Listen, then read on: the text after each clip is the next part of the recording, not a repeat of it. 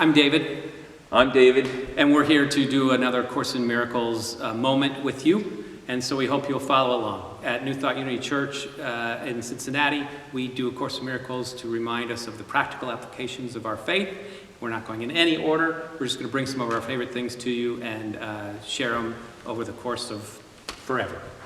Good? It's great. I've got my book. I've got mine. Yeah, we're going to choose some of our favorite passages for dialogue and discussion, and David brought one in today. You bet. So one of the things I love the most about Course in Miracles is the affirming and powerful reminders that it gives me about who I am and what I'm supposed to do. When I first started New Thought, one of the things that I was drawn to it as someone who had come out of a leadership and being a young person who was told that I could make a difference in the world and who had an education of empowerment, was that New Thought was a faith that said, yes, this is your role here, and you can't shirk it, and you can't set it aside, and you may forget from time to time, but you are, and this is lesson 61 of A Course in Miracles, you are the light of the world. And your presence is required and expected.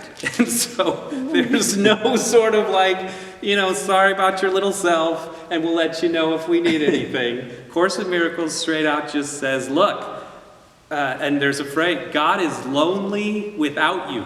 And I thought, whoa, that's not something I had heard necessarily elsewhere.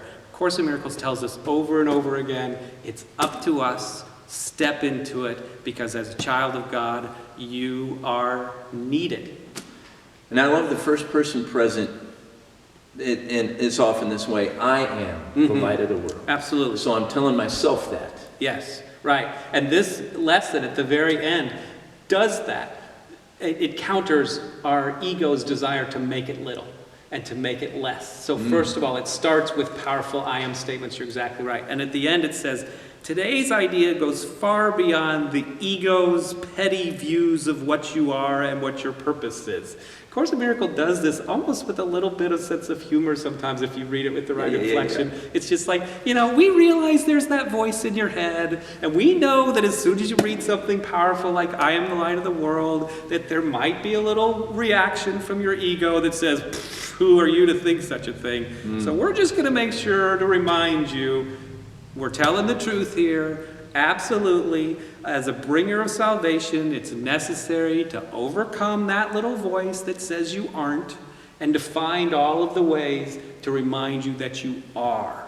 You are the light of the world. God has built his plan for the salvation of his Son on you. Wow. So that's the Spirit talking to me, and then I love, just on the page before, I get to do it in first person present. No, on 61 still, I am the light of the world. This is my only function. Right. This is why I'm here. This is why I'm here. That's right. It's pretty simple. Pretty simple. And really, people sometimes get tripped up. They'll ask me, well, so I don't have to leave my house then? Oh, so that I can just pray and meditate and send energy into the world, and that's enough? It is, except because we are spiritual beings having a human experience, we also have to deal with groceries and work and families and relationships and all of the people that we'll come in contact with. So I am the light of the world, that's my only function, is something that happens while we're doing all of the human stuff that we do. Right. That is my function all of the time. And of course, the practice of Course in Miracles is being the light of the world while you're at the grocery, while you're interacting with other people, while you're at your job, while you're doing anything else.